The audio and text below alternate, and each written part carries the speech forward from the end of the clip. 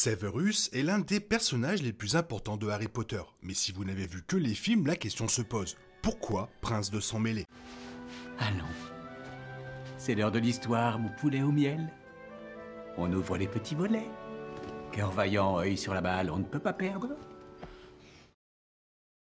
À mesure que l'histoire explore son passé et la façon dont il a façonné, les fans comprennent peu à peu que le professeur de potions de Poudlard est bien plus complexe qu'il n'y paraît. Dans Harry Potter et le Prince de Sang Mêlé, Harry se retrouve en possession d'un manuel de potions incroyablement précis qui le propulse au sommet de la classe du professeur Slughorn. Même Hermione est déconcertée par sa soudaine réussite en potions, une matière dans laquelle il n'a jamais excellé. À son grand soulagement, ce n'est pas Harry qui semble subitement maîtriser les potions. Le livre appartenait autrefois à un élève qui se surnommait simplement le Prince de Sang Mêlé. Le légendaire Alan Rickman a magistralement incarné Rogue au cinéma. À l'approche du dénouement, Harry découvre que le professeur Severus Rogue s'est donné le surnom de Prince de Sang Mêlé lorsqu'il était élève à Poudlard en même temps que ses parents, Lily et James. Les livres approfondissent son histoire, tandis que les films, naturellement et malheureusement, la réduisent et la survolent. Cependant, si les films ne précisent jamais la raison du surnom que Rogue s'est donné, les livres explorent en profondeur ce personnage finalement complexe et tragique.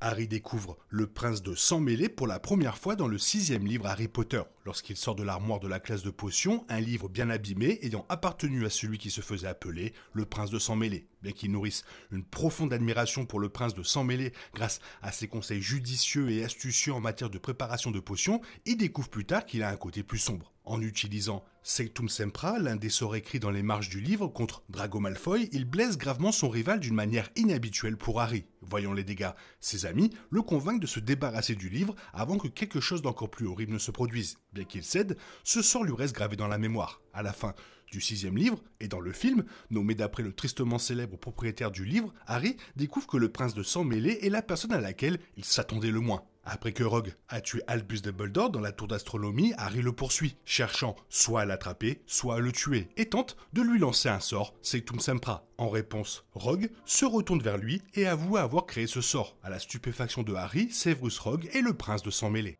Severus Rogue est né dans un petit village moldu, fils unique d'Hélène et de Tobias Rogue. Il a grandi près de Lily et Petunia Evans, se liant d'amitié avec les deux filles dès l'âge de 9 ans. Rogue et Lily étaient amis d'enfance et il a passé la majeure partie de sa vie amoureux d'elle, bien que les deux se soient éloignés à Poudlard lorsque Rogue a été sélectionné pour Serpentard et Lily pour Gryffondor. Severus Rogue était surnommé Servilus et parfois Servilo par les maraudeurs. Rogue a été harcelé par le père de Harry, James, et ses amis pendant ses années à Poudlard, et son mépris pour Harry Potter peut donc être interprété comme une colère résiduelle autrefois dirigée contre son père. Harry comprend cela en revoyant un souvenir de Rogue où James et Sirius se moquent de Rogue parce qu'il s'ennuie, mais Lily Evans le défend. C'est la première fois qu'Harry découvre le véritable passé du professeur de potions qui le traque depuis son arrivée à Poudlard. Rogue apparaît alors sympathique pour la première fois et marque un tournant décisif dans la compréhension qu'Harry a de lui. De son point de vue, c'est un méchant et la réalité de son passé et de son lien avec Dumbledore reste à découvrir. On apprend plus tard que Rogue est un héros tragique, un héros qu'Harry finit par admirer au point de donner à son fils Albus le deuxième prénom, Severus.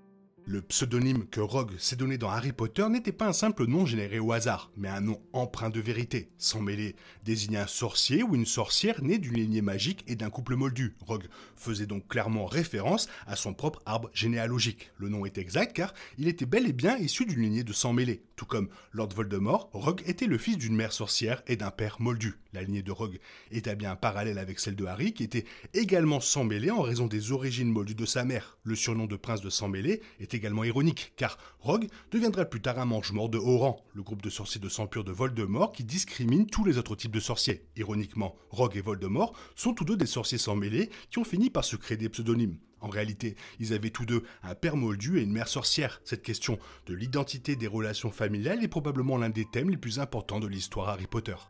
On peut encore se demander pourquoi, bien qu'il ne soit pas issu de la royauté, Rogue s'est donné le surnom de prince. En fait, Le nom de naissance de sa mère était Prince, ce qui lui rendait hommage et lui offrait une occasion de prendre ses distances avec son père. Enfant, Rogue était négligé par son père et était beaucoup plus proche de sa mère. À l'adolescence, il écrivit ce nom dans son manuel scolaire pour embrasser son héritage sorcier et s'élever au-dessus de son père moldu. Les livres Harry Potter laissent également entendre que Rogue avait grandi dans la pauvreté, qu'il cherchait peut-être à dissimuler son passé autant que possible en se faisant passer pour un prince. La façon dont Rogue se percevait correspondait également à la puissance de Severus Rogue. Comme le laissent entendre ses manuels et ses sorts, il était supérieur à la plupart des autres sorciers, y compris les sangs purs. Si les films Harry Potter n'expliquent jamais comment Rogue a trouvé ce nom, les livres, qui explorent plus en profondeur son histoire, éclairent beaucoup plus sa décision. L'explication est simple, Rogue était un adolescent angoissé qui s'était donné un pseudonyme inspiré de sa propre lignée cachée. Parallèlement, il se présentait comme quelqu'un de bien plus puissant qu'il ne l'était réellement. Pour Rogue,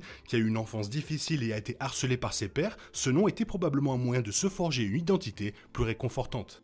Les chemins de nombreux personnages se croisent dans Harry Potter et le Prince de Sang-Mêlé. Le parcours de Rogue, Mange-Mort, reflète les origines sang-mêlées de Voldemort qui se retourne contre lui-même, tout de portée d'un héritage intimidant sous un pseudonyme. De même, Drago Malfoy est contraint d'accepter ses sombres racines familiales, le modèle sang pur du sorcier que Voldemort imagine pour l'avenir. Enfin, le parcours de Harry, en 6e année à Poudlard, reflète la trajectoire de Rogue, Prince de Sang-Mêlé, puisque l'année scolaire la plus sombre de Harry et celle de Rogue se croisent à travers le mystérieux livre du Prince de Sang-Mêlé. Il est intéressant de voir comment les chemins de ces 4 personnages, Rogue, Voldemort, Harry et Drago, qui sont probablement les 4 personnages les plus complexes de Harry Potter, convergent vers la mort fatale de Dumbledore. Alors que Harry Potter et l'Ordre du Phénix présentaient Rogue comme une victime, le Prince de Sang-Mêlé révèle son côté sombre. Adolescent, Rogue cherchait à s'associer davantage au nom de sa mère sorcière et s'éloigner du nom moldu de son père. De plus, Rogue touchait aux forces du mal. Ces informations sur Rogue expliquent pourquoi Harry se méfiait tant de lui et s'attendait à le voir être un mange-mort. Tout comme Harry Potter et le Prince de Sang-Mêlé a révélé les tendances sombres de Rogue, il a également révélé celles d'Harry. Les fans y voient une version beaucoup plus sérieuse et sournoise du héros. Alors que dans les films précédents, Harry comptait sur l'aide de ses amis, le nouveau succès conféré par le Prince de Sang-Mêlé l'a encouragé à travailler seul, avec des conséquences désastreuses.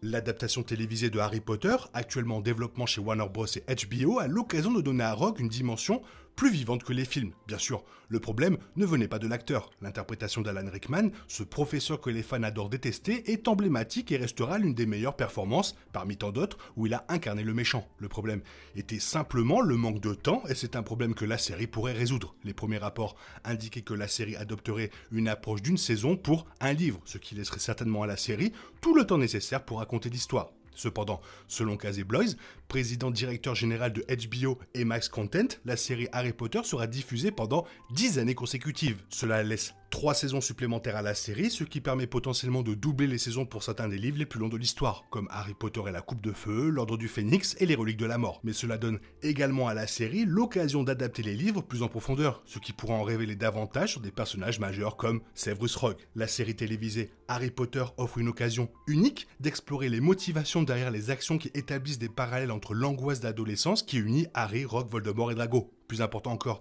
il faudra peut-être du temps pour montrer plus en détail comment Harry devient une projection du Prince de Sang-Mêlé. Harry Potter et le Prince de Sang-Mêlé incitent les fans à voir au-delà des apparences, en explorant les nombreux points communs entre Harry et Rogue, deux personnages qui passent la majeure partie de leur parcours tiraillés entre la lumière et l'obscurité.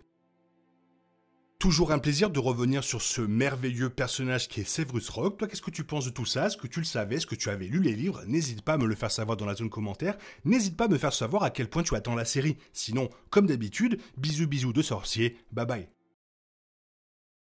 Il est impossible de compter sur les autres de nos jours. On est obligé de tout faire soi-même.